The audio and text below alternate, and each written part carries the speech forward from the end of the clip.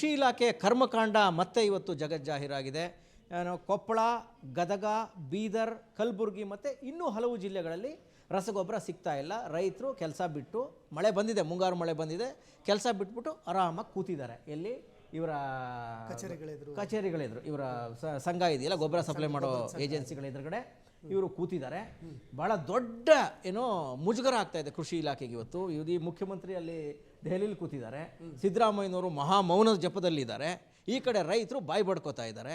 ಕೇಳಿದ್ರೆ ಅವ್ರು ಯಾರೋ ಅಗ್ರಿಕಲ್ಚರ್ ಡಿಪಾರ್ಟ್ಮೆಂಟ್ ಡೈರೆಕ್ಟರ್ಗೆ ಏನು ಮಾಡ್ತಿದ್ದೀರಿ ಅಂತ ಹೇಳಿದ್ರೆ ಅವ್ರು ಯಾವ ರಿಯಾಕ್ಷನು ಕೊಡದೆ ಕದ್ದು ಓಡಾಡ್ತಾ ಇದ್ದಾರೆ. ಇನ್ನು ರೈತರ ಪರಿಸ್ಥಿತಿ ಸರ್, ಈ ಸರಿ ಮಳೆ ತುಂಬ ಕಡಿಮೆ ಬೀಳುತ್ತೆ ಅಂತ ಹವಾಮಾನ ಇಲಾಖೆ ಮುನ್ಸೂಚನೆ ಕೊಟ್ಟಿದೆ. ಮುಂಗಾರೇನೋ ಒಂದು ಸ್ವಲ್ಪ ಮುಂಗಾರು ಮಳೆ ಬರ್ತಾ ಇದೆ. ಆ ಮುಂಗಾರು ಬೆಳೆನಾದ್ರು ಬೆಳ್ಕೊಳ್ಳೋಣ ಅಂತ ಹೇಳಿದ್ರೆ ಇವರ ಯೋಗ್ಯತೆಗೆ ಗೊಬ್ಬರ ಕೊಡುವ ಏನೋ ಯೋಗ್ಯತೆಯೂ ಇಲ್ಲ ಇವರುಗಳಿಗೆ, ಕೃಷಿ ಇಲಾಖೆ ಅಧಿಕಾರಿಗಳಿಗೆ. ಏನಾಗುತ್ತೆ ಸರ್, ಸೆಂಟ್ರಲ್ ಗೌರ್ಮೆಂಟ್ಗೆ ಇಂಡೆಂಟ್ ಕೊಡಬೇಕು. ನೋಡಿ, ಎಲ್ಲೂ ಇಲ್ಲದೆ ಇರೋ ಸಮಸ್ಯೆ ಈ ನಮ್ಮ ರಾಜ್ಯದಲ್ಲಿ.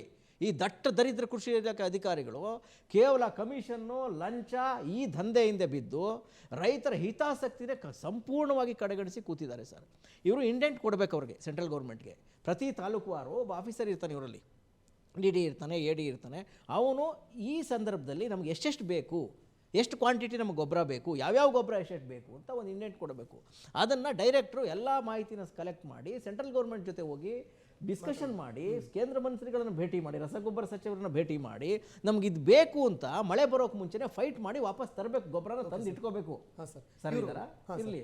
ಆದರೆ ಈ ಕೆಲಸ ನೀವು ಯಾರೂ ಮಾಡಿಲ್ಲ.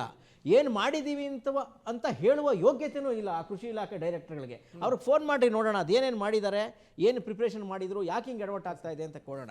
ಎರಡನೇದು ಸರ್, ಈ ಗೊಬ್ಬರ ಸಪ್ಲೈಯರ್ಸ್ಗಳಿರ್ತಾರಲ್ಲ, ಈ ಪ್ರೈವೇಟು, ಇವ್ರಗಳ ಜೊತೆ ಇವ್ರದ್ದು ಅಂಡರ್ಸ್ಟ್ಯಾಂಡಿಂಗು.